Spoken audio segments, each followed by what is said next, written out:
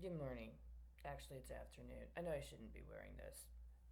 There's a little known thing that people don't talk about when we're dealing with this COVID 19 situation. I believe that part of the motive for so many people to co conspire with a bioterror attack is some alleged understanding that they're engaged in fighting for workers' rights. That this is really about people in various sectors that have someone with the cover of sovereign immunity backing them, trying to make some sort of labor oriented issue, specifically around PPE.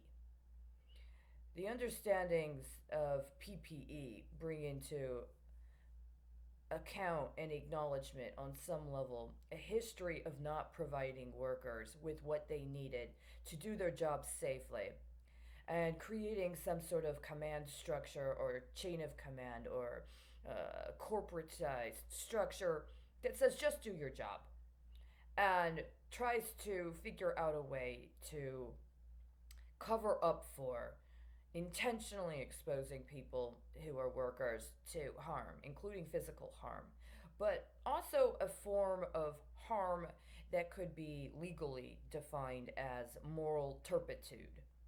This understanding that you are demonstrating a lack of moral compunction, including in performance of your job duties. And it is almost as if this has allowed itself to fester and manifest in what we see now. These workers want to be acknowledged. They're stressed. It's a serious problem. Their professionalism is called up. Young people who don't have the experience are being called into a high pressure, high stress situation. Retirees are being called out of retirement.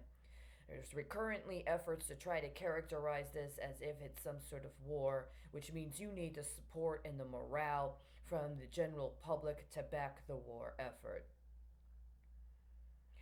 But at the same time, there were very, very important matters that needed to be attended to in order to sustain any sort of political efforts that workers could have to gain leverage.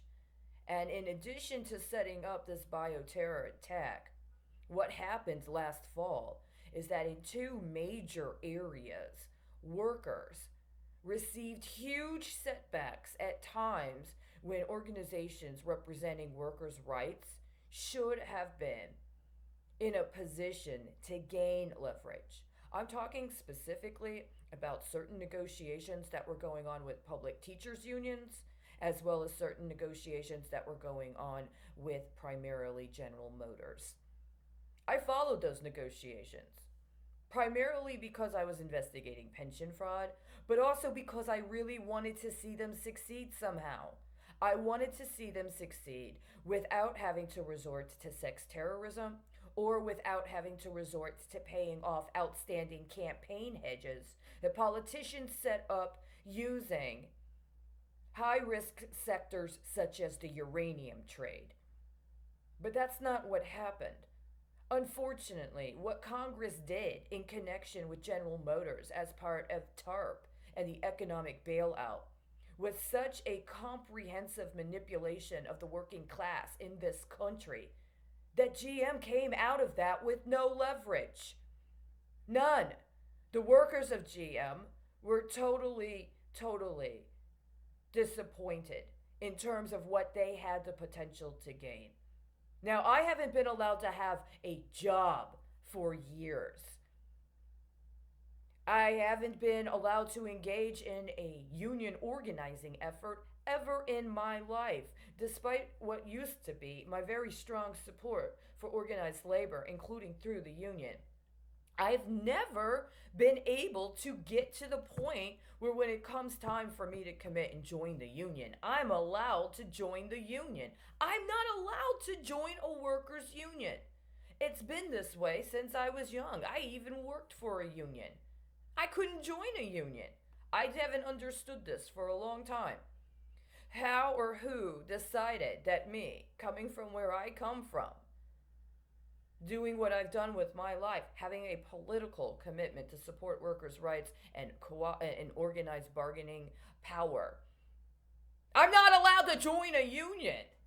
Whenever it gets to that point where I've paid my dues so that I could be an official member, I'm not allowed to join. And now I'm going to tell you, I'm glad. I'm not going to besmirch anybody. I'm not going to degrade anybody. But last fall was a very important time for working people, not only in the United States, but around the world. And the cult of personality and the complete moral destitution of the political leadership that had fraudulently gotten themselves into elected office by abuse of the electoral process completely let down the working people of this country. And now, how many of us are allowed to have jobs? We're supposed to instead incorporate or try to assign or ascribe ourselves to some business entity, up to and including a small business entity, that can then be put on very, very high stakes corporate welfare so we can be used to launder the toxic assets of those companies that wouldn't pay us for the work we were doing.